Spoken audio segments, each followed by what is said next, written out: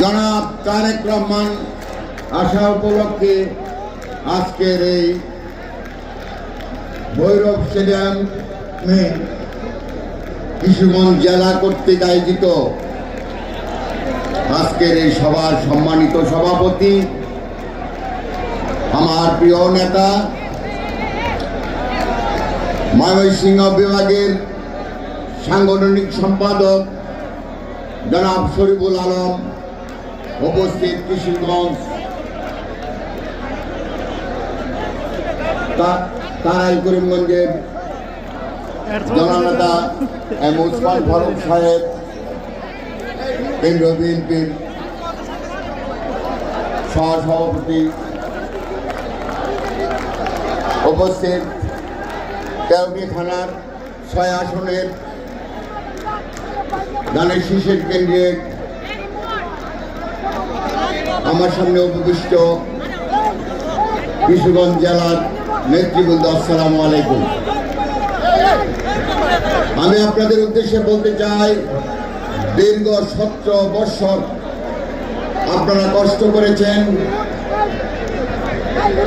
রাতের অন্ধকারে মানুষের বাড়িতে, জঙ্গলে, খেতে খামারে আপনারা ঘুমিয়েছেন, কত কষ্ট করেছেন।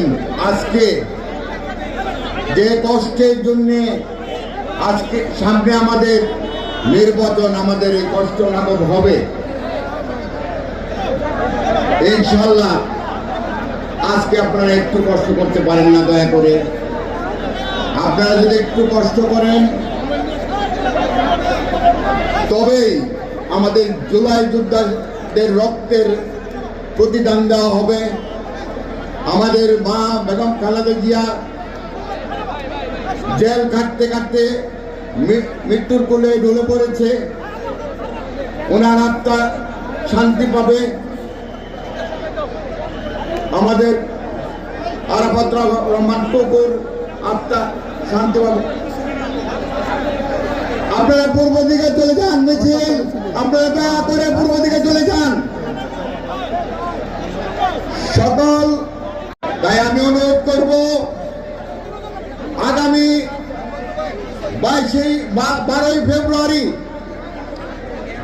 আপনাদের এই 20 দিন কষ্ট করে আমাদের প্রাণপ্রিয় নেতা জনাব তারেক রহমান 6টা নির্বাচন এলাকায় যোগ্য ক্যান্ডিডেটদেরকে প্রার্থিতা দিয়েছেন। আপনারা দয়া করে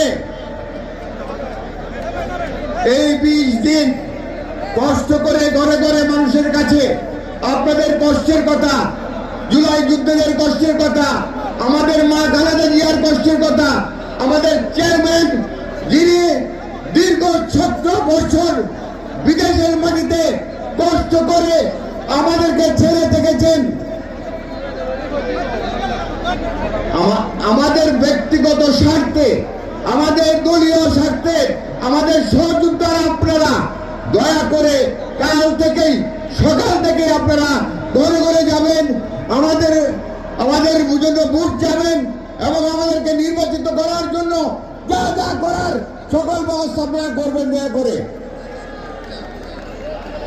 সংগ্রামী সাথী বন্ধুগণ,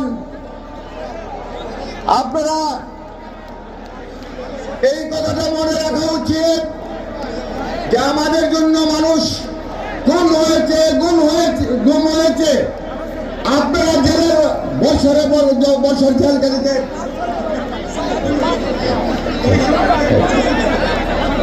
ভাই আমার নেতা